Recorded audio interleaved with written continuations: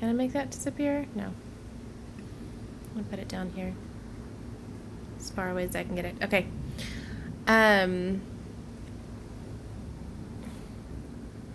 right, hi everybody and welcome. My name is Dr. Jessica Wright, and today in the Tools for Perseverance series, today and tomorrow, or rather like in the next two sessions, we're going to be talking about change. And to add a little bit of atmosphere, I'm not sure if you can hear that, we have some thunder and lightning going in the background as we're recording this. So I hope you enjoy that added bonus feature for us. So the two parts of change that we're going to be discussing in our series are, first, individual change. So how does individual change happen? How do we make behavior changes as a person? And the second is going to be about embracing change that we don't control. So embracing change that's external. Throughout this in just very intense period in our history, there's a lot of change that's happening and a lot of things that are moving in different directions. And we want to talk about how as we experience change throughout the virus and everything else that's happening in our world, how do we embrace change instead of resisting it?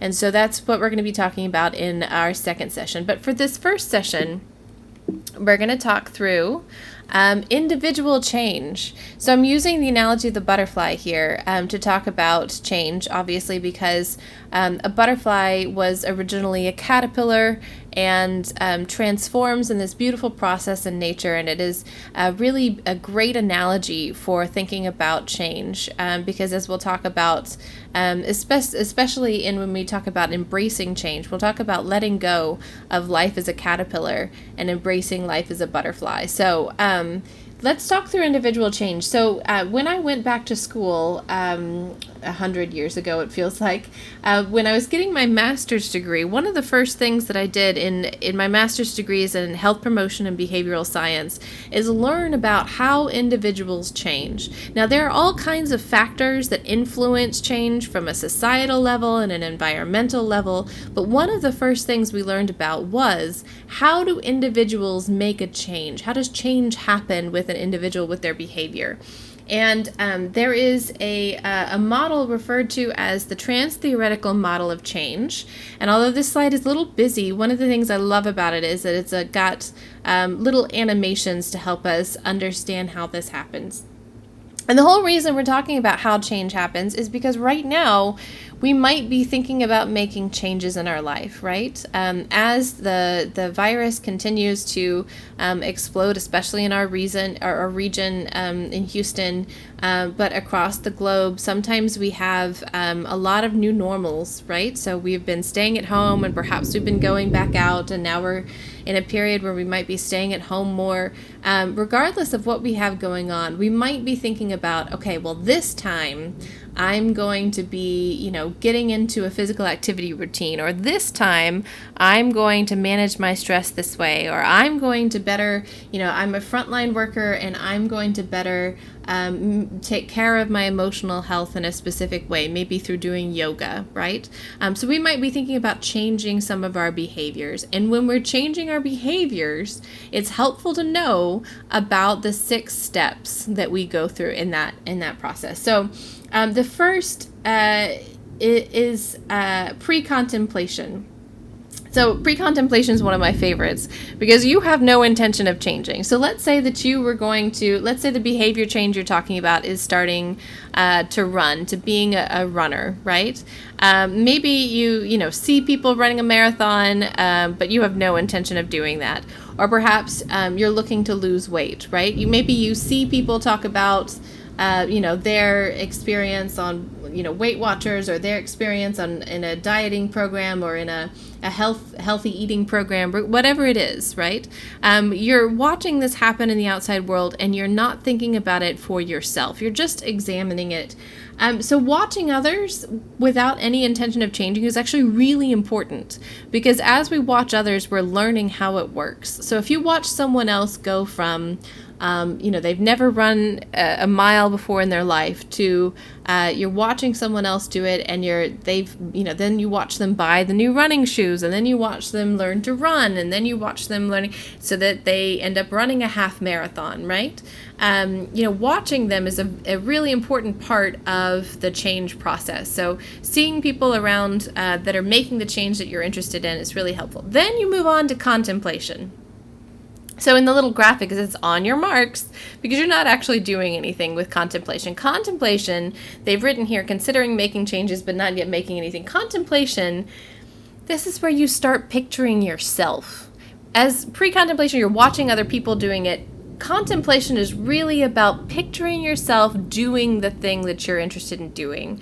It's a lot about using your imagination, right? This is where you sort of get a realistic picture of, what it would look like for you as a person to run a half marathon. Not, a professional runner, not someone who's done it before, but you yourself actually doing it.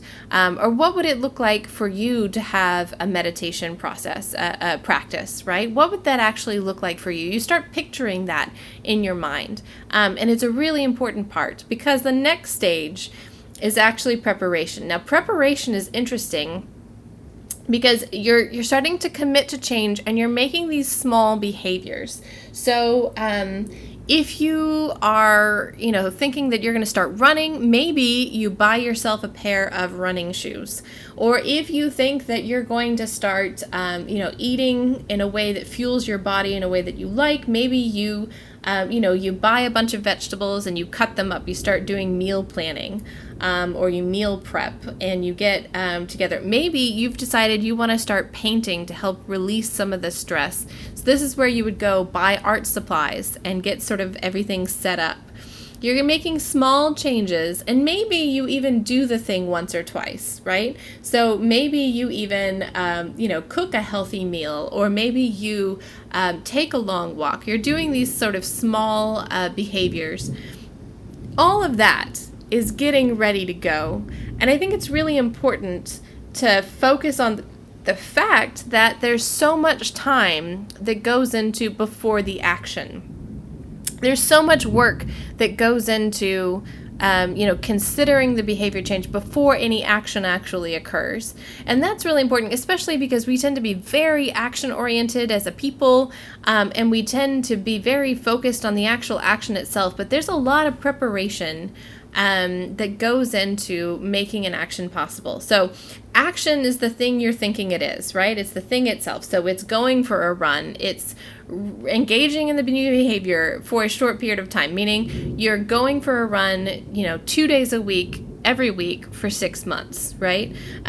You've changed your eating habits to where now you're eating, in a more balanced way. You're eating all whole foods. You're eating a lot of fresh fruits and vegetables, right? And you're doing that, on a consistent basis for the 6 months. You are setting up a yoga practice every evening for 6 months, right? So it's engaging the behavior. You're doing the thing. But the most important step out of all of them, in order for the change to become consistent and for it to become something that is actually meaningful for the long run, is maintenance. So the fifth stage is maintenance, and depending on how you read the trans-theoretical model of change, this is either the last stage or the second to last stage, where this is a consistent behavior, right? And I like to think of maintenance as the stage where the old way seems distant and far away. So if the old way was mindlessly stuffing your face with handfuls of cereal while you watch television as to de-stress at the end of the night, that was the old way. Maintenance is the phase where you go. It's more comfortable to go on the long walk after dinner to help de-stress, to help decompress, than it would be to sit on the couch and have that sort of mindless eating behavior. Maintenance is where you get into, like, this is your lifestyle now, right? This is what it is that you do. And the old way of doing things, the things you were doing before, just seem very far away and don't seem consistent with who you are now. So for some behaviors, there is this last step where you have termination. So termination would be you have no desire to go back to that previous behavior. There's no chance that you're going to relapse. And the key with this is that it's really rare that people get into this termination stage. Termination stage would be people who, stop smoking and they quit smoking, and then for the rest of their life, they never smoke again. Or like as an example, my grandfather quit drinking alcohol cold turkey and then was able to never drink again for the rest of his life. But there were a lot of things that went into that, right?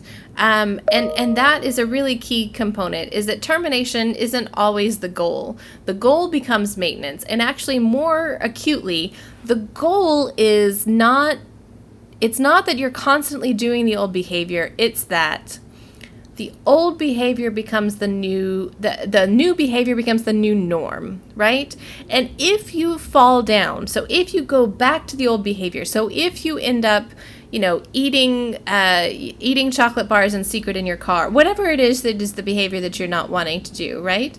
If you go back to that old way of behavior, and then you know how to bounce out of it, right? So the key is, with this maintenance phase and this trans-theoretical model of change, is that when you get to maintenance, you know how, if you fall off the wagon from doing the behavior that you've been trying to do, you know exactly how to get your way back, right? You know what you need to do in order to get back to that maintenance phase. So once you've been at maintenance, it's easier to get back to maintenance.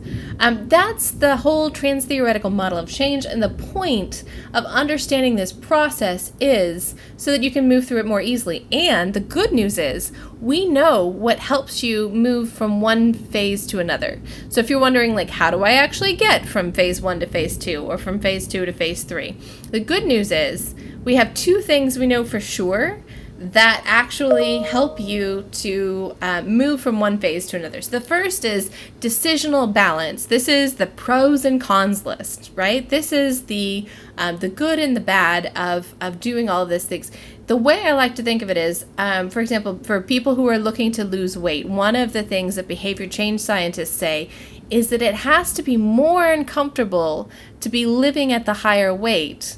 It's got to feel bad in your body. That has to be more uncomfortable than doing the new behavior. Because if the new behavior feels so uncomfortable, right, that, making those different lifestyle changes becomes so uncomfortable, then you're not ever going to get there. You have to weigh the pros and cons, and really it has to be tilted towards the new behavior. The new behavior has to have more weight to it. And the second is a technical term that we use in behavior change science called self-efficacy, which is your belief that you can definitely do it, right?